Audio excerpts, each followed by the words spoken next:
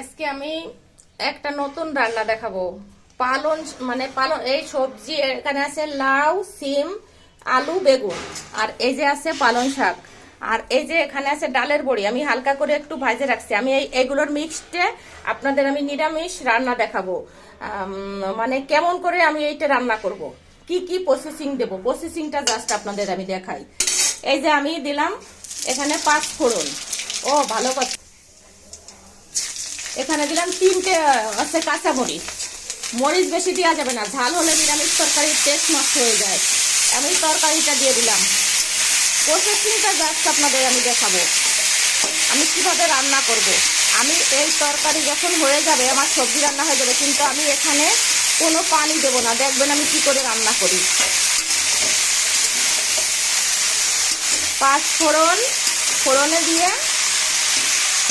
মাত্র 3টে কাঁচা লঙ্কা দিছি তেলের উপর। নিরামিষ তরকারি, আবারও বলছি যে নিরামিষ তরকারিতে হচ্ছে বেশি ঝাল হলে তরকারির টেস্ট নষ্ট হয়ে যায়। এখানে আমি হলুদ বেশি ব্যবহার করি না। কি ব্যবহার, পরিমাণ মতো এই যে লবণ দিলাম পরিমাণ মতো। নিরামিষ তরকারিতে একটু নুনও অল্প অল্প, মানে বেশি নুন কাটা হবে না। বেশি নুন কাটা যদি হয় তাহলে আপনি তরকারির সেই ফ্লেভার বা টেস্ট আপনি পাবেন না। এখানে সামান্য একটু হলুদ দিলাম। নিরামিষ তরকারিতে হলুদ বেশি দিতে হয় না। নিরামিষ মটর ডাল, মুগ ডাল, তারপরে ছোলার ডাল, এগুলোতে সব মটরের ডালিতে হলুদ না দিলেই ভালো হয়। আমি এখন কি করব, এটাকে চাপা দিয়ে রাখবো। চাপা দিয়ে রেখে ভালো করে নরম করে নেব। নরম করার পরে কিছু সময় পরে আমি ডালের বড়িটা দিয়ে দেব। তারপরে আমি পালং শাক দেবো। আপনাদের দেখাচ্ছি কেমন করে আমি রান্না করি। তরকারির প্রসেসিংটা দেখেন হয়ে গেছে। এখন আমি পালং শাকের জায়গায় এখানে অ্যাড করে দিচ্ছি। এই যে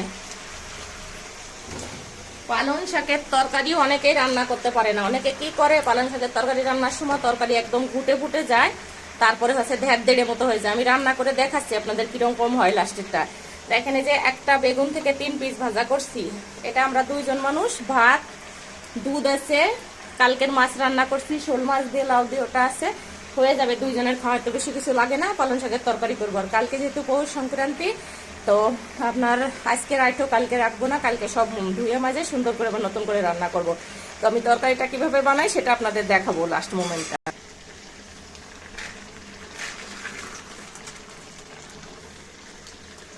আমার পালং শাকের তরকারি দেখেন ভালো মতো প্রসেসিং হয়ে গেছে। এখন আমি ডালের বড়ি দিয়ে দিলাম। এই ডালের বড়িতে আমি বলছিলাম না যে এখানে আমি কোনো জল দেবো না বাড়তি। দেখেন পানি আছে এর মধ্যে। পালং শাক থেকে মানে তরকারি থেকে যেটুকু পানি বার হয়েছে, এই তরকারি পানি দিয়ে যদি আপনি রান্না করে ফেলেন, তাহলে আপনার তরকারিটা একটু মিষ্টি মিষ্টি স্বাদ হবে। অনেকে আছে পালং শাকের মধ্যে অনেকখানি চিনি দেয়, মিষ্টি দেয়। আমি এত মিষ্টি দিয়ে রান্না করি না। আমি হচ্ছে কি দিয়ে রান্না করবো, যে আমি এখান থেকে 1 চামচ দুধ দিয়ে দেবো। আর নামানোর আগে একটুখানি চালের গুঁড়ো, যেটাকে বলে যে অনেকে কর্নফ্লাওয়ার দেয়, এটাকে বলে পিঠেলি, একটু চালের গুঁড়ো দিয়ে দেবো। আর এক হাতা দুধ দেবো, ঠিক এইটুকু দুধ দেবো। দুধ দিয়ে আমি তরকারিটাকে ঘুটে ঘাটে সুন্দর করে নামাবো। তারপর একটু চেখে দেখবো যে লবণ, হলুদ, মিষ্টি সবকিছু মিলায় কেমন হলো। যদি দেখি কোনোটা কম আছে, ওটা একটু দিয়ে নেবো। তো আমার মতো করে আপনারা এভাবে রান্না করার চেষ্টা করবেন। পালং শাকের তরকারি অনেক সুন্দর হয় খেতে। এত ভালো খেতে হবে যে সবজি হলেই ভাত খাওয়া হয়ে যায়। আমার তরকারিটা এখন হচ্ছে রান্না, আরও দেরি আছে। আরও প্রায় 15-20 মিনিট লাগবে রান্না করতে। আমি লাস্টে হচ্ছে দুধ দেবো, ওর মধ্যে 1 চামচ, 1 হাতা দুধ দেবো, আর কিছুটা চালের গুঁড়ো, আর অল্প একটু জিরে, ভাজা জিরের গুঁড়ো দিয়ে দেবো রান্নার শেষে। এ দেখেন আমি এইটুকু চিনি দিয়ে দিচ্ছি। দিতে হবে চিনি, শাক তো কেমন শেকা, এইটুকু না দিলে ভালো হবে না। একটু চিনি দিয়ে দিলাম। এর পরবর্তীতে আমি দুধ আর পিঠেলি আর জিরে গুঁড়ো কিভাবে দিয়ে মিক্স করে কেমন করে তরকারি বানাই দেখাবো আপনাদের।